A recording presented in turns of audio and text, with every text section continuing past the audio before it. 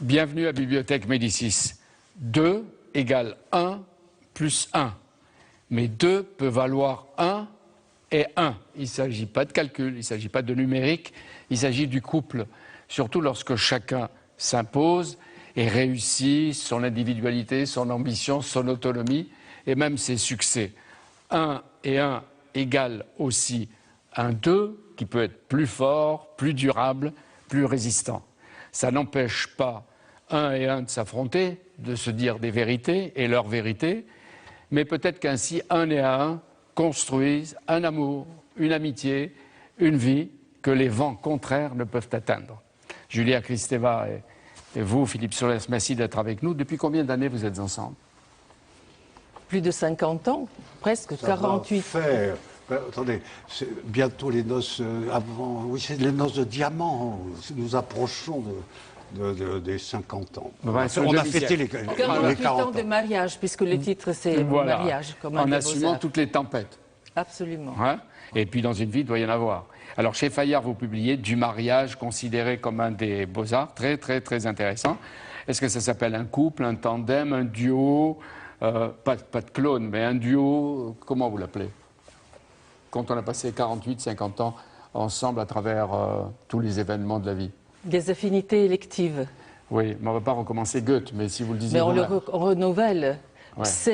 C'est une vie d'étranger qui compose dans le temps et dans l'amour. Oui, vous dites un couple d'étrangeté qui s'entendent. Oui, ce sont des aventuriers. Ouais. Il faut qu'elle, d'une façon tout à fait éblouissante, c'est un modèle de travail, de réussite universitaire, en plus psychanalyste, etc. Elle est très, très, très différente. Je vais finir par croire que vous avez beaucoup à vous reprocher. Et moi, je n'ai rien à me reprocher du tout. Je suis innocent par nature. Oui. Un saint et un innocent. Innocent dans un monde coupable. Voilà. Mais c'est chaque fois une complicité, une aventure personnelle. Et votre complicité, je connais la réponse, vous la donnez dans votre livre. Mais est-ce que vous estimez qu'elle a valeur de modèle? Parce que vous y répondez vous-même. Non, je ne pense pas qu'il y a des modèles aujourd'hui. Vous dites un modèle d'harmonie bien discordante. Rien à voir avec l'image d'un couple parfait dont l'entente serait idyllique. Je pense que vous avez connu Louis Aragon et Elsa Triolet, surtout vous et vous. Et on va voir comment. Des témoignages indiquent que leur mariage n'était pas forcément un des plus beaux arts non plus. Hein. Mais enfin, pas non plus eux, en ce qui les concerne. Elsa était la dominatrice à la fin de la vie d'Aragon et d'elle-même, mais elle a changé de tempérament dans sa jeunesse. Elle était plutôt réservée, timide. C'est ce qu'on va voir avec vous, Jean-Noël Liot. Vous racontez la relation des deux sœurs Kagan, juives, Elsa et Lili, nées à Moscou. Et elles étaient célèbres, vous le racontez très très bien, pour leur beauté, leur intelligence, leur culture.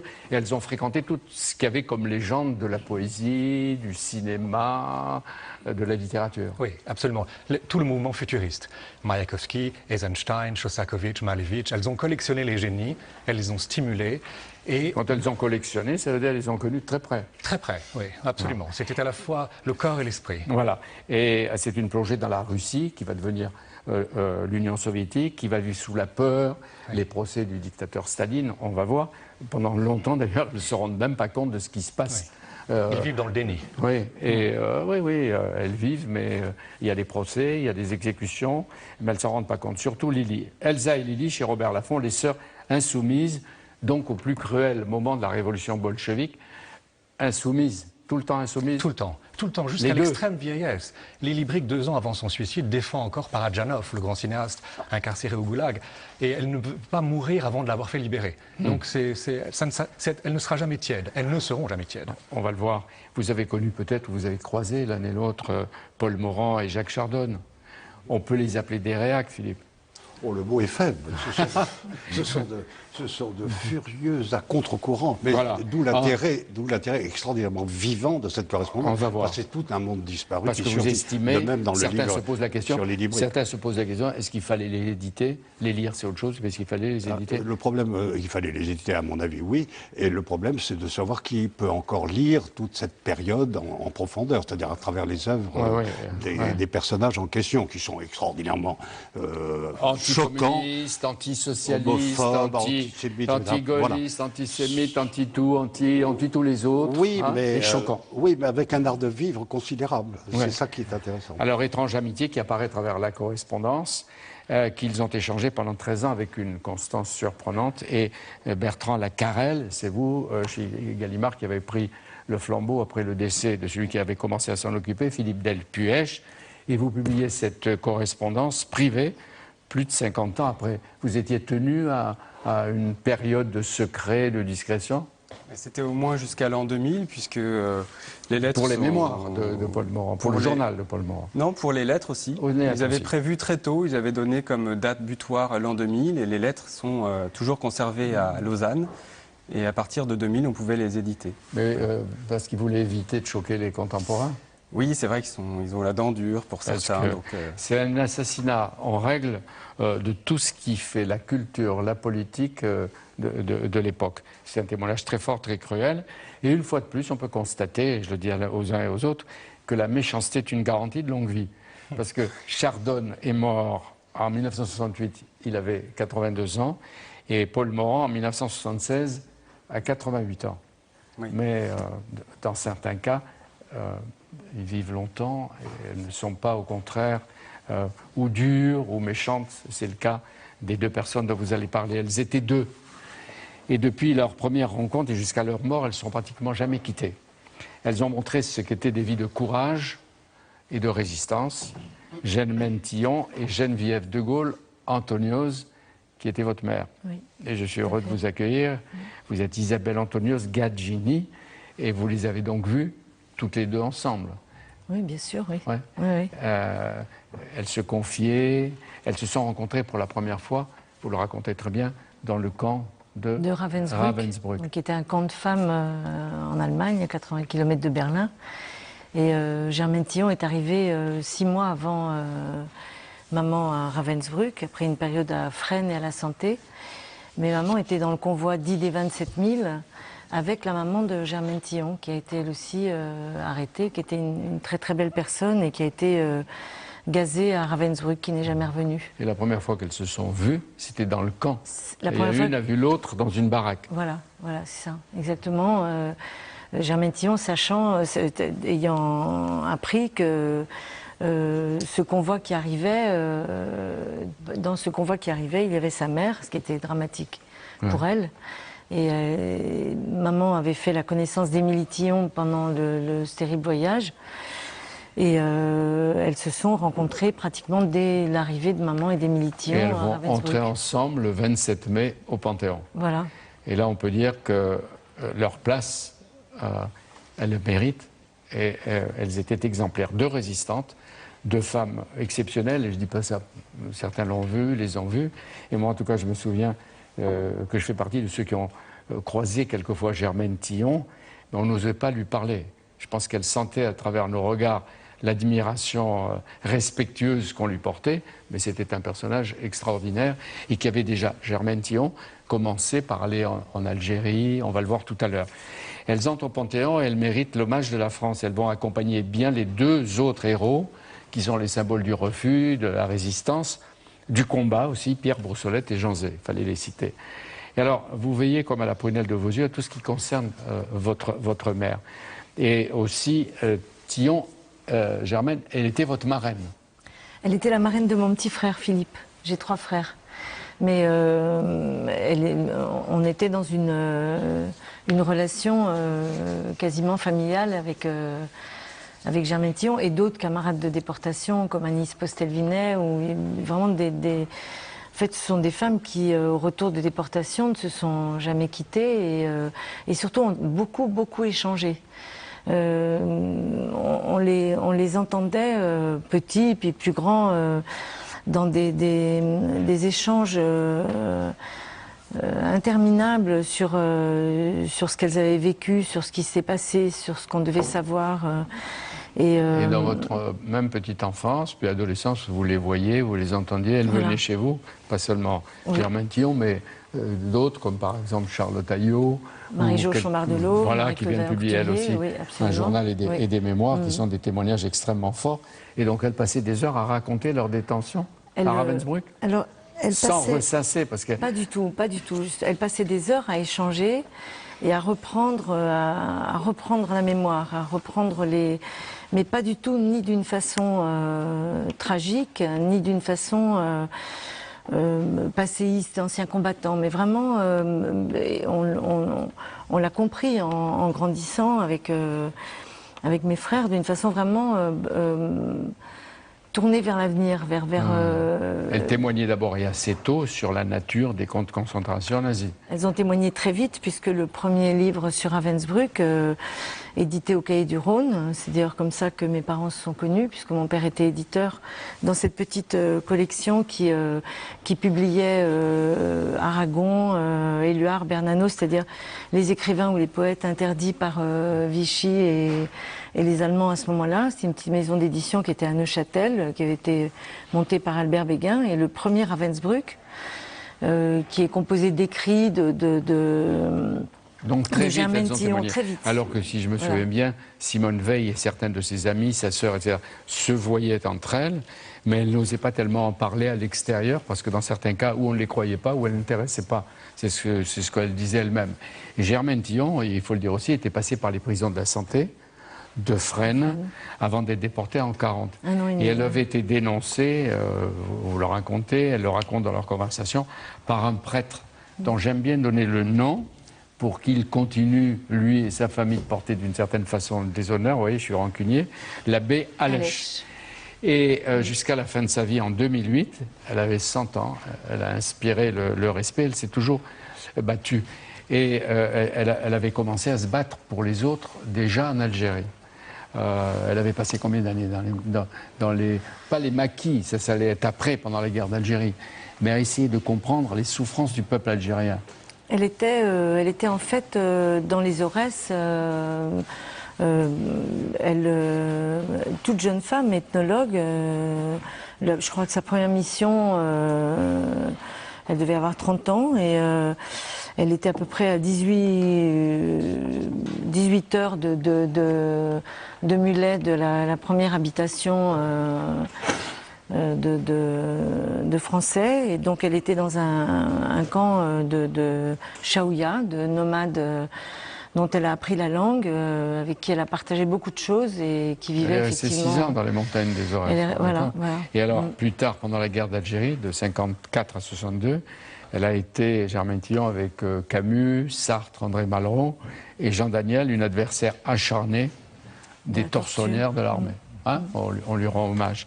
Et alors, votre mère et Germaine Tillon se sont confiées, par exemple, devant la caméra de Jacques Kébadian. Elles ont été filmées à plusieurs reprises. Elles racontent le camp, le monde non seulement terrible, mais absurde, avec des bourreaux qui étaient avides de sang. Et on va en voir un extrait. C'est bien rare que dans sa vie, on n'ait pas rencontré un être qui laisse apparaître quelques sentiments comme ça, de cruauté ou de méchanceté. Et moi, c'est vraiment une question qui m'a toujours interpellée. C'est pourquoi? Qu'est-ce qui fait qu'on devient un bourreau? Qu'est-ce qui fait qu'on reste vis-à-vis de l'autre, qu'on devient vis-à-vis de l'autre, qu'on l'est un frère, qu'on a un sentiment fraternel, je ne sais pas. Pour moi, c'est une espèce de mystère d'une liberté humaine, où il y a des moments donné des choix. Et peut-être qu'au moment où on fait les choix, on ne sait pas toujours d'avance sur quelle pente ça va vous entraîner. Et je pense qu'il faut être extrêmement attentif au début des choix, aussi bien dans un peuple que chez même un enfant, chez un petit enfant. Ou même à gauche. Ça, tu vois, je pense que c'est une des choses que nous avons eu à dire quand même quand nous sommes rentrés des camps. Parce que nous avions été jusqu'au bout de la trajectoire. Ouais. Donc nous avions connu probablement ce qui est pire, ce dont un être humain était capable, dans le pire. Et ça nous a quand même fait beaucoup réfléchir, comment ils en étaient arrivés là. et même que nous avons connu aussi, des êtres humains, pouvait aller le courage, qui ont surmonté tout ça. qui ont surmonté tout ça. Comme ta chère maman, par exemple. Et toi-même, d'ailleurs. Et à ce moment-là, on se dit, ben, comment est-ce qu'ils surmontent ça? En fait, tu vois, moi, je trouve que dans les camps, nous avons, à nos terribles dépens, pris des leçons d'humanité. Oui.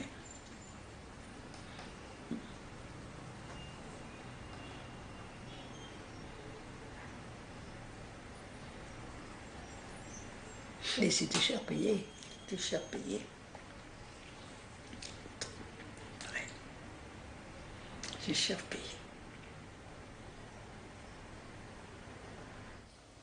Qu'est-ce qui revenait le plus souvent dans leurs récits ou dans leurs portraits? Elle raconte beaucoup les conditions de vie au camp. Elle raconte beaucoup l'organisation du camp, le sens du camp de Ravensbrück, dont elles ont compris assez vite qu'au-delà de l'absurdité, il y avait une recherche de rendement. Le commando Siemens de Siemens, qu'on connaît tous bien, était implanté dans le camp de Ravensbrück et faisait travailler de façon totalement esclavagiste les déportés qui mouraient d'ailleurs beaucoup dans ces commandos. Comment elles ont survécu elles-mêmes? Et alors elle disait, et une des raisons pour lesquelles elles ont survécu, c'est cette fraternité qu'elles évoquent beaucoup et qu'elles ont toujours beaucoup évoquée, qui leur permettait non seulement de survivre, mais de garder leur dignité de femme, puisque l'idée même du camp était de les transformer en stuc, en morceaux, en rien. Et je sais avec quelle émotion vous en parlez, je sais que c'est la première fois aussi que vous en parlez, c'est pour ça qu'on voit apparaître votre émotion. De leur part, il n'y avait pas de compassion. Elle racontait ça avec froideur et même avec un certain humour. Et Germaine Tillon, on va voir un deuxième extrait, c'est observer et raconter le moment où elle a compris la défaite des Allemands et donc sa propre victoire. Il y a tout un train qui a été rempli avec les femmes, tout le résidu d'un camp de concentration. Et alors, sur l'autre quai, il y avait un quai qui était large, à peu près comme cette pièce. Et sur ce quai, il y avait toute la foule du village, de la petite ville. Et dans le train, ici, il y avait uniquement ces misérables squelettes que nous étions. Et sur l'autre quai, le nez tourné vers le sud, il y avait un camp, un régiment allemand qui quittait le Danemark pour aller probablement sur le front de l'Est. Sur le front de l'Est. Et ça se passait le 23 avril 1945. Par conséquent, quelques jours avant l'écrasement de l'Allemagne. Par conséquent, c'était vraiment... Et je me souviens, il y avait un... Et toute cette foule tournant le dos carrément aux Allemands, au train allemand, et offrant des fleurs, des bonbons, etc., à ces misérables que nous étions. Et à 3 mètres de moi, 4 mètres de moi, 4 mètres à peu près, la distance de cette commode, un officier SS, blême de rage, écrasé, vraiment. Impuissant, et écrasé. À ce moment-là, moi, je l'ai regardé dans les yeux, et vraiment, la défaite. J'ai vu la défaite chez lui. Et moi, je l'ai eu. La victoire. Elles ont été jeunes et belles, toutes les deux ou toutes les femmes. Mais notre génération se souvient de 2 femmes âgées, associées à toutes les batailles, avec les grandes causes, avec les Gisèle Halimi, les Simone Veil, les Agnès Postel-Vinet, Marie-Claude Vaillant-Couturier.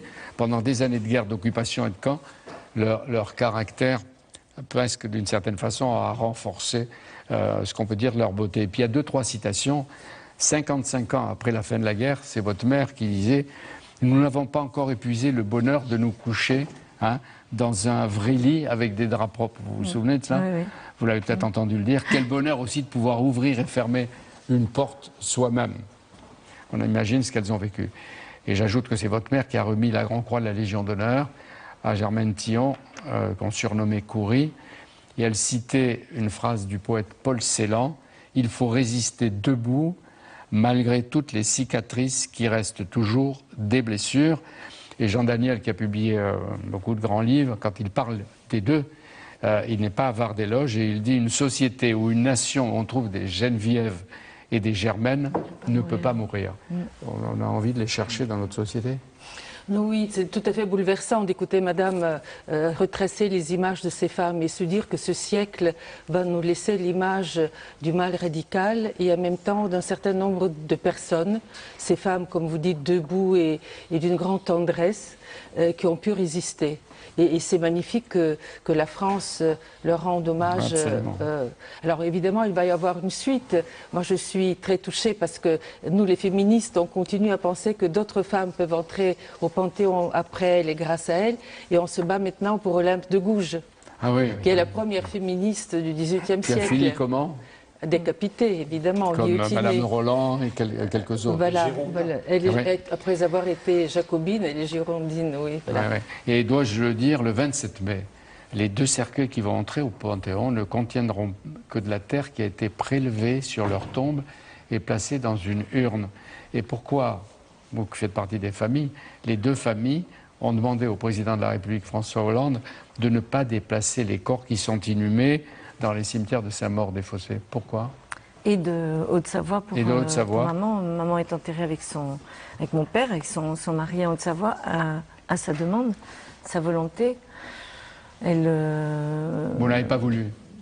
On est dans le symbole et la terre porte de toute façon leur corps et voilà, c'est ce qui va se passer. Oui, voilà. On sera tous bouleversés.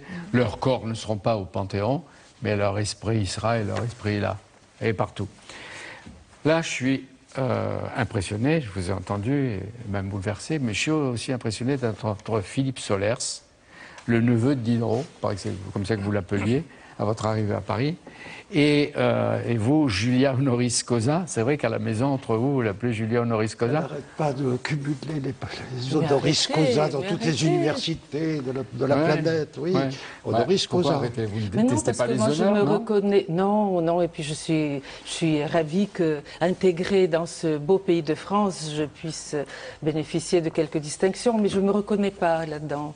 Non, moi C'est une autre qui est oui, vous savez, l'exil est toujours une expérience. Quand on oublie une langue, construit une autre, quand on essaie de s'exprimer à travers la culture du monde, on n'appartient pas à une identité, à une image. Mais vous n'êtes pas sorti de l'exil? Non. Non, je crois que ne serait-ce que pour penser, il faut s'exiler constamment de l'image qu'on a eue hier et de la pensée qu'on a eue hier. Ça, c'est une chose. Mais alors vous, c'est un multiple exil. Oui, tout à fait. Oui. C'est une expérience qu'on essaye de raconter aussi. Pour qu'un couple dure dans le temps, dites-vous, ne pas avaler l'eau dans une pseudo-fusion qui s'avère en définitive être dominée par le narcissisme d'un seul ou d'une seule. Oui. Est-ce que ça veut dire qu'il vaut mieux le double narcissisme? Oui, il faut faire le deuil de ce narcissisme. Moi, je dis souvent que le bonheur, c'est le deuil du malheur et le deuil du narcissisme, c'est-à-dire de mon image qui serait une fétiche à laquelle je vais consacrer mon œuvre, mon existence, etc.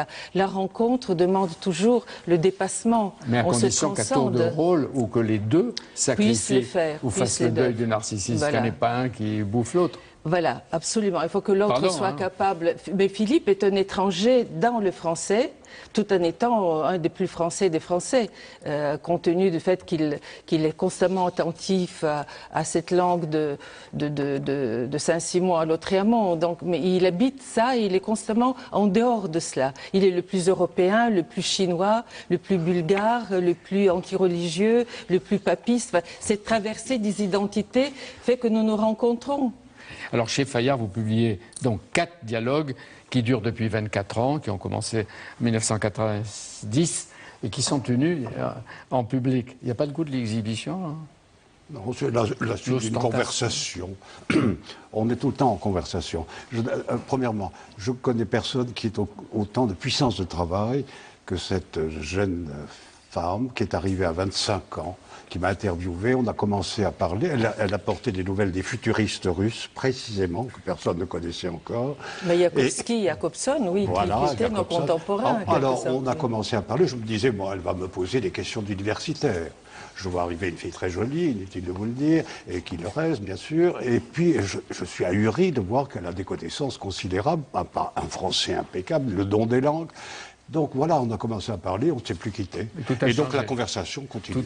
Tout a changé, animé sans doute. Et elle a son œuvre d'une certaine façon, et moi la mienne, et surtout pas d'œuvre croisée comme le trop célèbre. Bah, vous ne ferez pas ça, mais comme Elsa, Elsa et Louis Aragon. Mais peut-être que c'était Elsa qui avait forcé, ou il avait tellement mauvaise conscience qu'il y est allé vers des œuvres croisées. Je crois que c'était Elsa, pour la postérité. Elle voulait absolument, c'était un bouclier. Oui. Contre les attaques. Le bouclier contre la postérité, c'est très dangereux, parce que c'est pas comme ça. Alors vous racontez en effet deux enfances singulières, différentes. Oui, c'est ça. Vous êtes français, comme vous disiez, français pur français, bordelais, avec tous les ancêtres bordelais célèbres, etc. Vous étiez déjà connu, encensé peut-être un peu par Aragon, beaucoup par François Mauriac, qui décelait en vous un grand espoir de la littérature, et elle est arrivée de Bulgarie. Toute jeune, et vous parliez déjà une langue française parfaite, etc. Oui. Et en latin, comment se dit solers? Quelle est la traduction de solers? Solers, c'est un adjectif d'Ulysse qui veut dire habile, rusé. Ingénieux. Ingénieux. Voilà. Il s'est dépêché de dire ingénieux. Il n'est pas seulement malicieux, etc. L'insaisissable, dites-vous. Aussi, oui.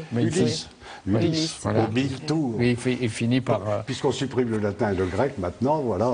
À travers Solers, ils sont obligés de revenir. Je serai de plus en plus enfoui dans le latin. Mais non. Solers est secret. Oui. Mais beaucoup moins que vous. Quand il a des aventures, moins que moi. Il cite des noms, quelquefois il les maquille, quelquefois il les révèle. Vous, rien. Non. Non, parce que je pense que d'abord la jouissance des femmes est plus intérieure et plus secrète. Ensuite, je viens d'une tradition... De discrétion. De discrétion grecque, juive, chrétienne, orthodoxe, où ça ne se dit pas, il y a des choses qui ne sont pas nommables. Et aussi parce que je trouve que quelle que soit l'émancipation des femmes, la vie intime des femmes est souvent utilisée contre elles et contre leur indépendance. Donc vous êtes très tolérante? Non. Vous fermez les yeux? Pas du tout, non. Non, je parle de mon intimité, ce qui me concerne moi. Ce qui le concerne, Philippe, moi je le connais de près. Je sais ce que l'image qu'il a est comme son rire. C'est une manière de masquer l'angoisse. C'est la manière française, la politesse de la souffrance et de l'agressivité. Il y a longtemps que je me dis ça quand je l'entends éclater de rire. Mais pourquoi vous éclatez moins de rire, Philippe, en ce moment? C'est-à-dire vous êtes apaisé? Ça va venir. Non, pas, je veux dire, pas dans l'émission. Est-ce qu'il serait justement apaisé, puisqu'il éclate moins de rire qui traduisait une forme d'angoisse, non? Non, je reste une violence extrême, ne vous y trompez pas. Oui, allez-y. Et infantile. C'est un enfant. C'est une rencontre, ce qu'on dit aussi dans le livre, c'est une rencontre de deux enfances. Et c'est la capacité de se rencontrer dans quelque chose qui est de l'ordre des peaux, des sensations, du jeu, ce qu'on a senti, du nez, de l'oreille, du tactile, toute cette immédiateté. C'est Nietzsche qui disait que le malheur, c'est d'oublier son enfance. Et que l'essentiel, c'était de retrouver... La grande trahison, c'est les adultes sont des enfants ratés, disons les choses comme elles sont. Pourquoi vous avez choisi la psychanalyse? Quel mystère des êtres ou de soi-même il fallait élucider ou dissimuler? Parce que, je vais vous dire, parce que je pense que très tôt dans le communisme, parce que je viens de cette histoire, j'ai l'impression d'être un peu l'enfant du siècle européen. Nous avons vécu à l'Est aussi bien le nazisme que le communisme. Vous n'avez eu que l'un, éventuellement l'autre un peu par biais, et avec les sommets culturels. Mais après tout cela, dans l'enfance, on était bombardé par cela. On n'a pas eu, dans ma génération, la tragédie que Madame raconté tout à l'heure des camps, mais nous avons eu aussi la chape de plomb du communisme. Et j'ai compris très tôt que si on veut être libre, il faut cultiver sa singularité, que ça passe par le langage, d'où mon intérêt pour la culture française, pour la culture de la Renaissance du XVIIIe siècle. Et très tôt, il m'a semblé aussi qu'en arrivant en France et en apportant ce que l'Est avait construit, le futurisme, le début de la phonologie, du structuralisme dont Lévi-Strauss s'est inspiré aussi, ça ne suffit pas. On peut très bien formaliser les langues, en faire des langues de bois, des éléments de langage. De rire et vous théorisez pour vous cacher. Non, je ne me cache pas. C'est qu'on ne peut pas se libérer uniquement avec le langage, comme vous essayez de nous libérer maintenant. Non, on peut se libérer surtout en essayant de raconter ça. Pardon, j'ai envie d'être indiscret, je m'arrêterai, mais c'est vous qui vous livrez, même en public, dans 3 des 4 dialogues sont des confidences sur l'amour. Alors vous vous livrez, vous faites comme si. Le public vous interroge, ou vous vous interrogez devant lui, c'est vous, Julia, qui dites dans les relations hommes-femmes, il peut y avoir à l'extérieur des relations sexuelles et sensuelles qui respectent le corps et la sensualité de votre partenaire principal. C'est ça la fidélité, et non pas ne connaître aucun autre homme ou aucune autre femme. Tout à fait. Et alors, vous savez, j'ai toujours du mal donc avec cette croyance qu'on a ici dans une culture rationnelle comme celle de la France, que tout peut se dire. Tout ne peut pas se dire autrement qu'en poésie ou en littérature. Mais à l'extérieur ou dans le couple même Et dans le couple même, ça se dit de manière souvent discrète, parfois violente, mais ça se dit. Simplement, chacun a ses zones d'ombre et ses secrets. Quelle est la version de Philippe Soler ? La version, c'est que, voyons, nous avons là des exemples. La transparence entre Sartre et Beauvoir, bon, concernante, parce qu'en effet, tout sera compté, c'est vraiment... bon. Ou alors, nous allons y passer, Elsa Triolet et Louis Aragon. Il y aura toujours un biographe, c'est assez concernant. Donc, les exemples, ils sont mythiques, ils sont... Voilà. C'est pas ça du tout dans notre cas, c'est-à-dire il y a deux œuvres très différentes. Ces expériences se disent dans les romans. On ne peut pas évidemment évoquer tous nos romans, mais il y a des personnages. Par exemple, Philippe se retrouve dans la peau d'un astrophysicien dans mon dernier roman qui vit dans les étoiles. Lui, c'est les étoiles de la littérature et de la politique et des médias éventuellement, mais qui a une capacité de rencontrer le corps de la femme, de vivre des passions à la fois de philosophie, mais aussi de chair et de sexe, qui ne peuvent se dire que dans une langue indirecte. Mais c'est toujours lui. C'est pas toujours lui, c'est un personnage compliqué. Alors, c'est un personnage composite. Parce que là, vous parlez... Les personnages sont composés. Mais oui, c'est pour ça que la chose ne peut pas se dire. Mais sa version. Ma version, c'est que le corps et l'esprit ne sont pas... Eh oui, c'est tout simple. Ça ne peut pas se nommer directement. Tout est fait pour qu'on sépare le corps de l'esprit, etc. Voilà. Toute une métaphysique, toute une philosophie. Voilà. Vous êtes un homme fidèle. Je suis un homme fidèle à de l'esprit avant tout. Quand on interrogeait François Mitterrand, il disait volontiers « Oui, j'ai toujours été fidèle à moi-même ». Oui, enfin, bon. Quand on vous a demandé si vous avez été jalouse, alors là, votre réponse est cinglante. Oui. Vous vous rappelez ? Je donne plusieurs, mais je ne sais pas lesquelles vous Je n'aime pas assez les autres femmes pour ça. Ah oui. Hein? Oui. Et vous, à peu près la même chose. Jaloux, oui, non. Je n'ai une autre, je ne suis pas suffisamment Mon homosexuel. père m'a tellement aimé que je pense que celui qui ne m'aime pas assez, il se trompe. Ah ouais. Ça vous va mieux? Ça va très bien. Et quand vous le présentez, vous prévenez, c'est à la page 107, vous dites... Après tant d'années de vie commune avec lui, c'est l'amante, l'épouse, la mère, l'écrivain, la psychanalyste, la théoricienne de la littérature qui parle et qui raconte. Pourquoi on vous appelait le neveu de Diderot? C'est un article qui avait été fait... Neveu de Rameau? Oui, bien sûr. Parce que Diderot, c'est pas mal. Si les Français voulaient bien se souvenir de leur lumière, ils ne seraient pas dans l'état putréfié dans lequel ils sont. Pourquoi vous dites ça? Parce que, écoutez, regardez l'information, c'est effarant. Je veux dire, la vulgarité explose. Et quand la vulgarité explose partout, dans la politique, dans la corruption générale, etc., ça veut dire que l'ignorance est en train d'exploser en même temps que la vulgarité. Ça, la chose intéressante dans la progression fatidique de l'ignorance, c'est cette explosion, non seulement de la violence, comme a dit Voltaire, bien sûr, mais cette extraordinaire impression de vulgarité. Regardez les Le Pen, par exemple. Mais voilà, comment les combat? Comment on combat à la fois cette ignorance et cette vulgarité qui gagne et qui nous environne? Eh bien, il faut.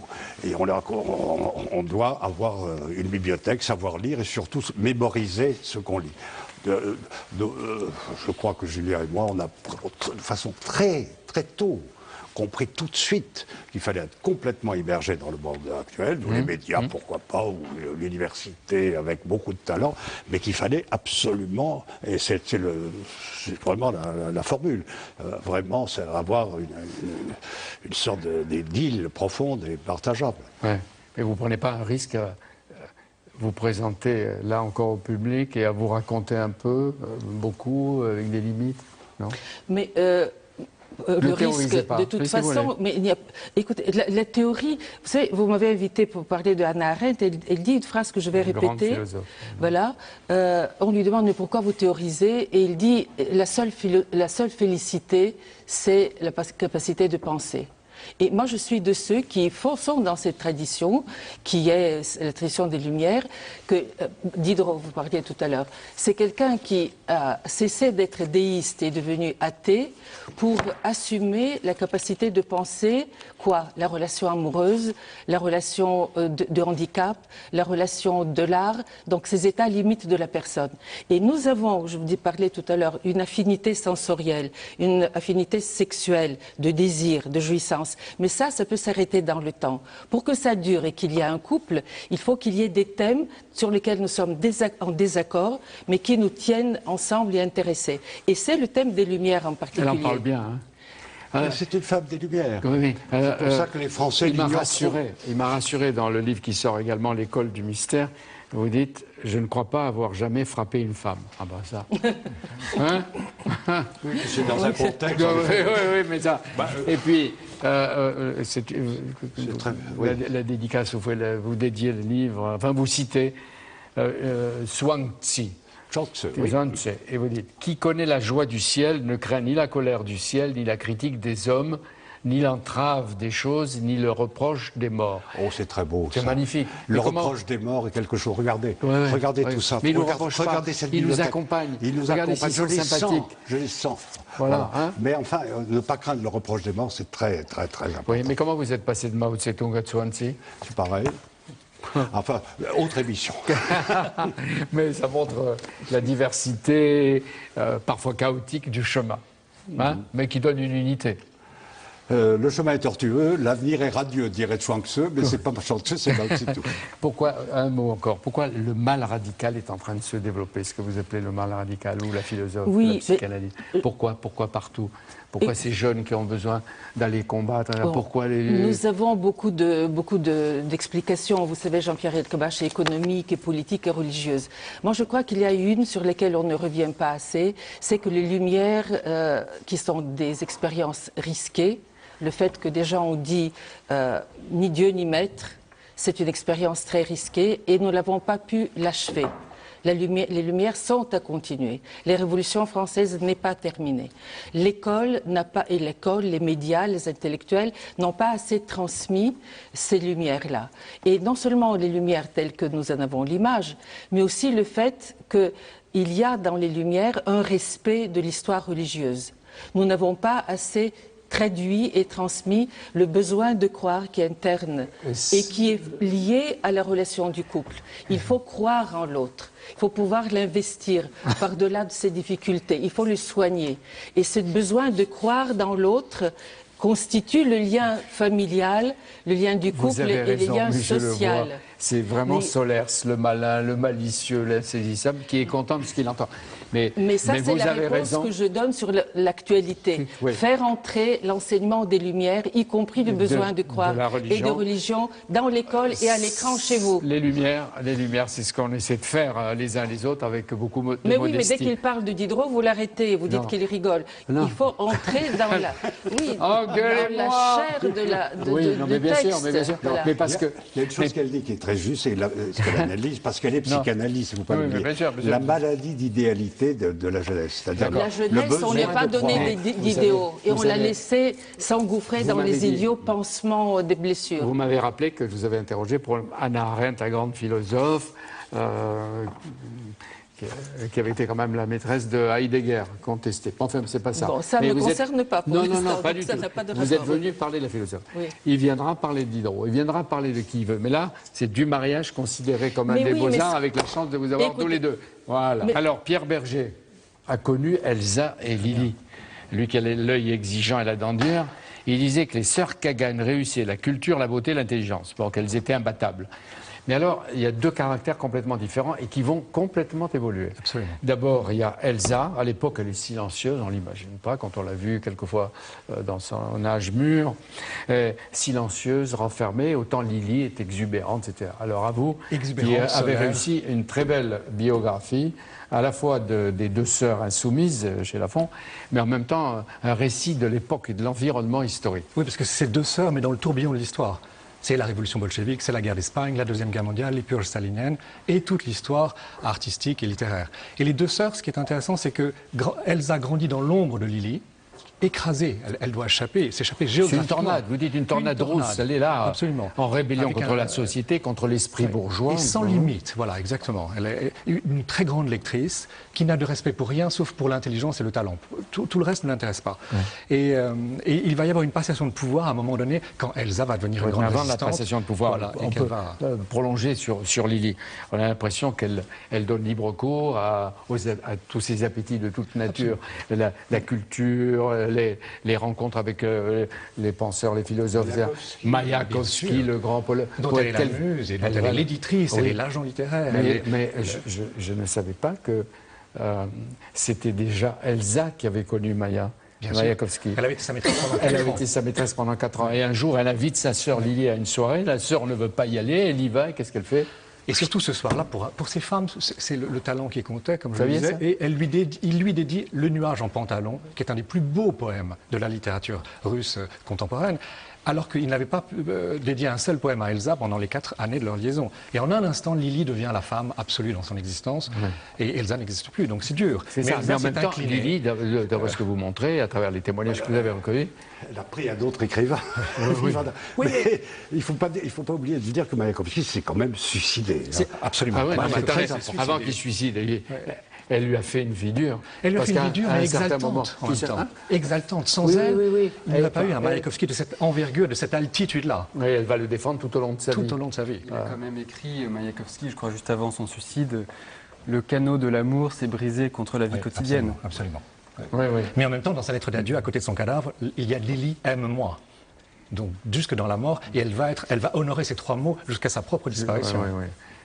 Au point d'écrire à Staline contre la famille de Mayakovsky. Mais ce que vous montrez, c'est qu'ils sont ensemble et à un moment, il doit avoir fait une bêtise, je ne sais laquelle, et elle va le quitter pendant plusieurs mois et lui dire nous nous donnerons rendez-vous à telle date qu'elle va respecter. Un chef-d'œuvre.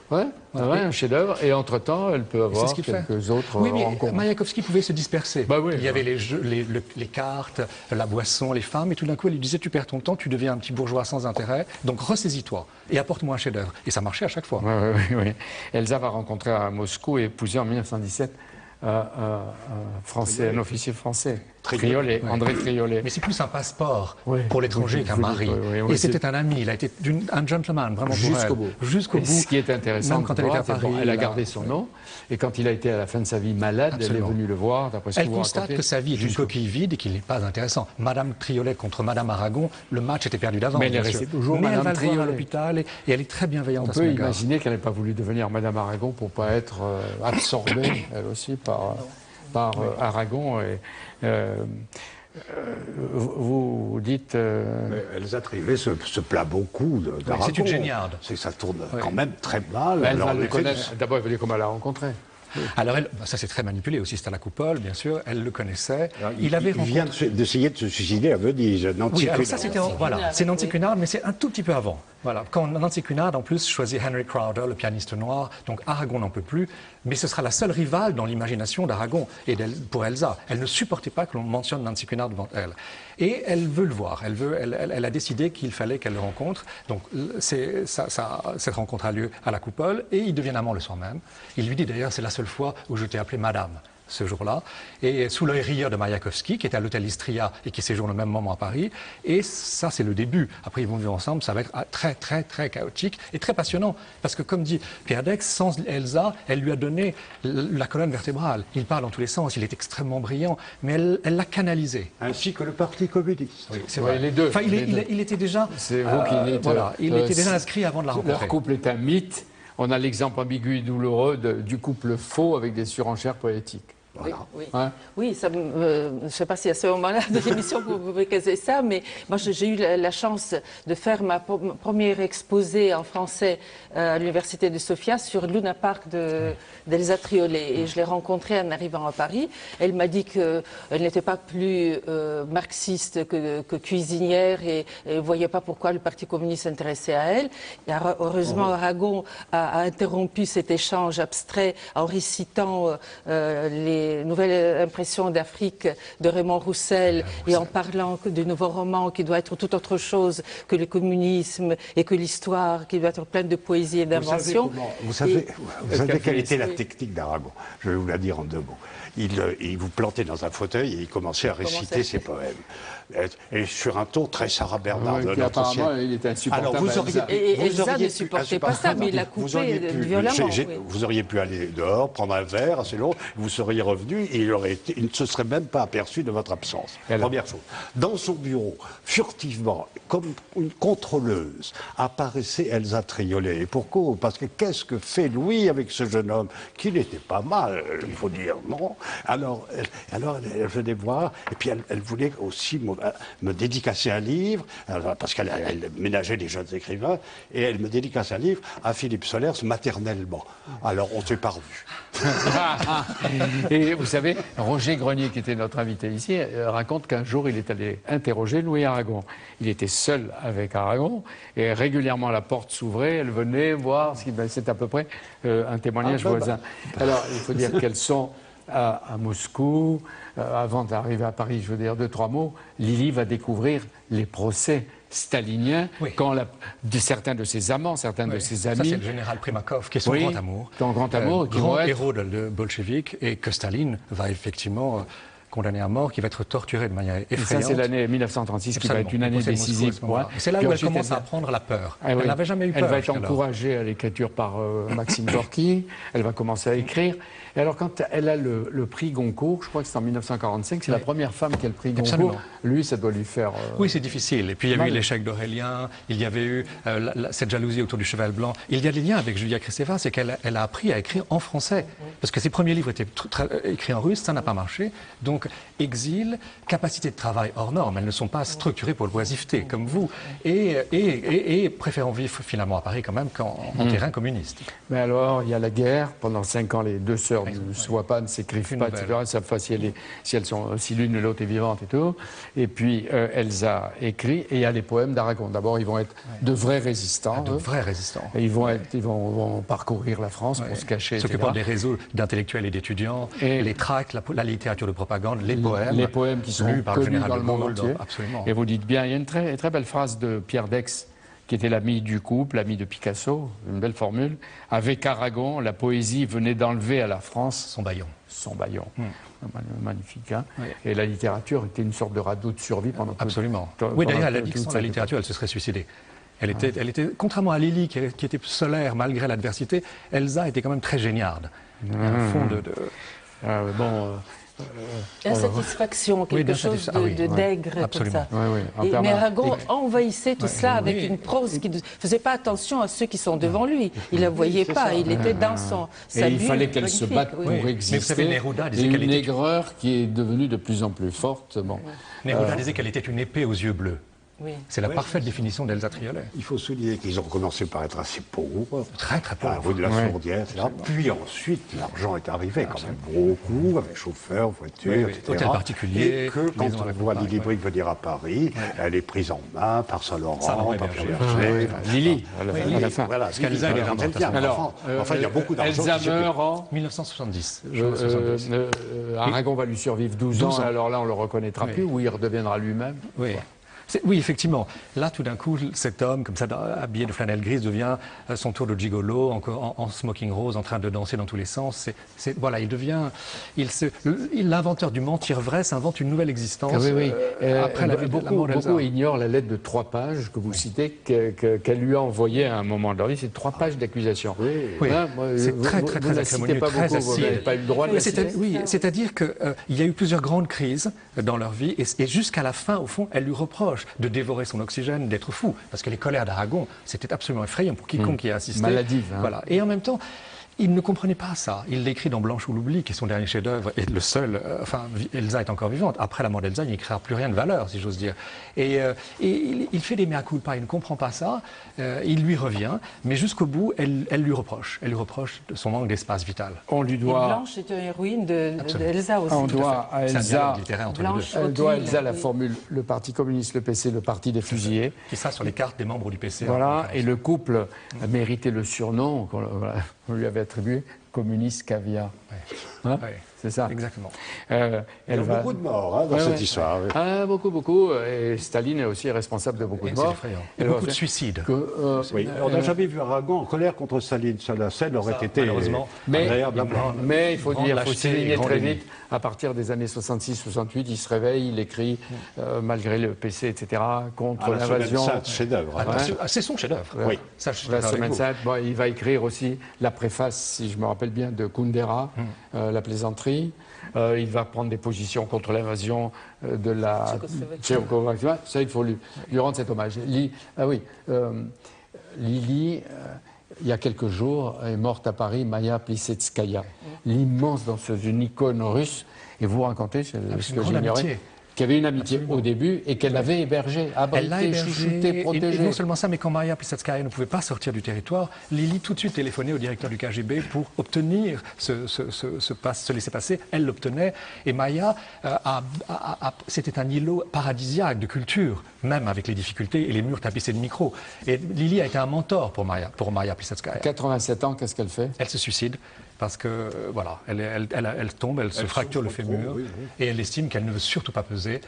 Elle laisse une lettre merveilleuse à son deuxième mari, Vassili Katanian, qui était c'est un peu un chapon, mais un chapon très bienveillant qui l'a aidé toute sa vie, et elle meurt après avoir sauvé Parajanov du goulag. Ces deux-là, eux, ont cultivé la haine. Je crois bien, hein? Oui. Ils l'ont entretenue, ils l'ont prolongée, ils s'en sont délectés, Chardonne et Paul Morand. Écoutez, effectivement, c'était des deux hommes qui avaient peu de cœur, hein, il faut le reconnaître. Peu d'amitié, même l'un pour l'autre, ce qui rend ce couple très étrange, puisqu'ils se sont rencontrés, ils se sont croisés dans les années 20 au fait de leur carrière, mais simplement. Et puis en 1949, ils commencent cette correspondance qui va durer 20 ans. Et sans se voir beaucoup, et d'ailleurs c'est pour ça qu'ils vont s'écrire beaucoup, parce qu'ils se voient peu. Hein. Morand, on sait, est entre la Suisse, Rambouillet, l'avenue Charles Floquet, alors que Chardonne, lui, est à la Frette-sur-Seine. Donc 20 ans d'une amitié... 49-60, premier volume de Gallimard, Oui. et 61-63, deuxième volume colossal qui vient d'être révélé. Donc ils ont demandé que l'éditeur respecte un long silence. Il faut comprendre les deux êtres, complètement différents. Alors voilà, Paul Morand, c'est les bolides, la vitesse, les Oui. femmes, La princesse. la princesse Hélène, qui bon, Les femmes, pire que effectivement. peut-être Elsa. Ah, Hélène Et Spencer, alors c'est- Plus d'argent aussi. Et Chardonne, lui, donc le bourgeois, la grande bourgeoisie de province, protestant. Écrivain admiré par François Mitterrand. Oui. Voilà, on rappelle. c'est vrai, J'aime beaucoup souvent, Jacques Chardon. Et là Et lui, beaucoup, voilà, qui ne voyageait quasiment jamais. Son voyage, c'était d'aller déjeuner de temps en temps à Paris, avec notamment les jeunes hussards. Il était très au courant de tout ce qu'il se passait à Paris. Il lisait tous les journaux de l'époque, Art, La Parisienne, Carrefour, le bloc-notes de Mauriac. Et les deux, d'ailleurs, lisaient beaucoup la presse et s'échangeaient des informations. Et c'est vrai que Chardon aimait beaucoup les ragots, les potins, les histoires de couple. Le people, comme on dit aujourd'hui. Hein. C'est quand même le romancier... Pour la période considérée, c'est plein de révélations. On appelle Chardon le romancier du couple. C'est vrai qu'il décryptait très bien les couples, il faisait beaucoup de psychologie dans ses romans, alors que lui-même n'avait pas de cœur du tout. C'était une sorte de chirurgien, mais sans cœur. Chirurgien du cœur, mais sans cœur. Leur correspondance, c'est un vrai jeu de massacre, hein, vous l'avez lu. Oui, je trouve ça très vivant. Alors, évidemment, il y a les obsessions, notamment de Morand, qui d'ailleurs parcourt tout ça tout à l'heure, parce qu'il est toujours dans une voiture de sport, il fait 800 km dans la journée, et puis il a besoin d'écrire. Il a besoin d'écrire, et il assomme Chardon, qui lui fait de temps en temps des reproches, etc., en disant, oui, votre antisémitisme, c'est vraiment un tic d'éducation, arrêtez avec ça. Bon, voilà. Ce qui est intéressant, c'est qu'on apprend énormément de choses sur cette période, quand même, très étonnante. Vous prenez tous les personnages de Proust, et que Morand adorait. Hélène. Il faut voir que Proust a fait la préface de Stock de Paul Morand. La princesse Soussou est pleine d'esprit. Elle lui dit un jour, c'est drôle, Proust voulait tout le temps me voir, je croyais que c'était pour moi. Pas du tout, il était amoureux de Morand, Proust. Il aurait voulu avoir la vie de Morand. Bon, voilà. Morand va à Moscou, il est très bien reçu par Lily Brick et tous les intellectuels. Et quand il rentre, il les assassine. Il écrit un texte épouvantable qui s'appelle « Je brûle Moscou », très antisémite, où il ridiculise Mayakovsky et Lily avec beaucoup... C'est inqualifiable et indéfendable, parce qu'elle était bilingue, donc elle a été son interprète sur place, et ça s'est très mal passé. François Mauriac, un Tartuffe, une carpette piétinée par De Gaulle. Oui. Tout s'y passe, hein, les Monternant, Anouilh, les contemporains. Si je peux me permettre. Coco Chanel, le seul volcan d'Auvergne qui ne soit pas éteint. Oui, c'est très... Bon, c'est vif, c'est bon. Beaucoup d'esprit. Il faut les publier. Je crois. Il faut les lire. Il faut surtout les lire. Faut-il les lire? Oui, il faut lire. Pas, il faut tout lire. C'est pas donner une prime à la méchanceté. Non, et puis il faut les la interpréter méchanceté aussi. consiste à ne pas lire. D'autant plus les lire que ce le sont contraire tous les deux grands écrivains et deux grands stylistes. Donc c'est un plaisir de lecture, au-delà de ce qu'ils disent. Un plaisir de lecture extraordinaire, parce que c'est d'un brillant, c'est vif. Est-ce que vous, Bertrand, vous avez censuré des lettres, vous avez... Non, parce qu'en fait, pourquoi censurer c'est un témoignage, c'est de l'histoire littéraire, on présente, et d'ailleurs eux-mêmes ne se censuraient pas. Ils savaient que ça allait être publié, tout ça, très tôt. C'est-à-dire que dès le milieu des années 50, ils se flattaient beaucoup, ils se disaient notre correspondance qui sera publiée en l'an 2000, et après nous le déluge. Oui. Donc c'était, il faut qu'on les condamne et qu'on les lise. Voilà, oui, c'est ça. C'est intéressant. Faust ne leur a pas accordé une deuxième jeunesse et ils le font payer à d'autres. C'est dans le point Jean-Paul Enthoven qui note par exemple que Paul Morand n'aimait pas Chardon. Il dit qu'il ne va même pas à son enterrement. Oui, alors l'explication, c'est ce qu'il dit lui, c'est que Chardon est mort en mai 68, qui est assez cocasse, et qu'il n'y avait plus d'essence. Voilà. Wow. Morand n'a pas trouvé d'essence pour aller à la Frette-sur-Seine, qui est quand même pas très loin de Rambouillet, à 20 km. Mais une autre histoire mais ce qui est drôle, c'est qu'à sa mort, Paul Morand va laisser ses bottes, ses éperons, ses tenues de cavalier à un de ses meilleurs amis, Yves Pouliken. Mais lui qui n'aimait pas les Juifs, sa garde-robe à Marcel Schneider. Voilà, une preuve d'homophilie. Voilà. Et il chargera Maurice Reims, encore un, de régler sa succession. C'est un événement qui va bouleverser Chardon et surtout Paul Morand. C'est la mort en 62 de Roger Nimier. Oui. Alors, on peut dire, puisqu'on parle de couple, on peut dire que Roger Nimier est leur fils, leur enfant. Ouais. Alors, le fils perdu, le fils aimé. Dans la correspondance Roger Nimier-Paul Morand qui paraît en même temps. Effectivement, Paul Morand appelle Nimier mon fils. Il y a une correspondance de 50 à 62 aussi entre Nimier et Chardon. Et Chardon et Nimier se sont brouillés parce que Chardon en avait assez en fait, des facéties de Nimier. Et puis Nimier s'occupait du fils de Chardon qui était malade, alors que Chardon, lui, il va mourir à l'hôpital. Il est mort quelque temps après. 37 ans de différence. Il dit, était ma liaison avec la jeunesse, avec la vie. Je ne le remplacerai pas, me voilà rejeté dans la vieillesse. Et la solitude, il y a, vous l'avez dit, cette écriture, les portraits, les échanges de ces deux.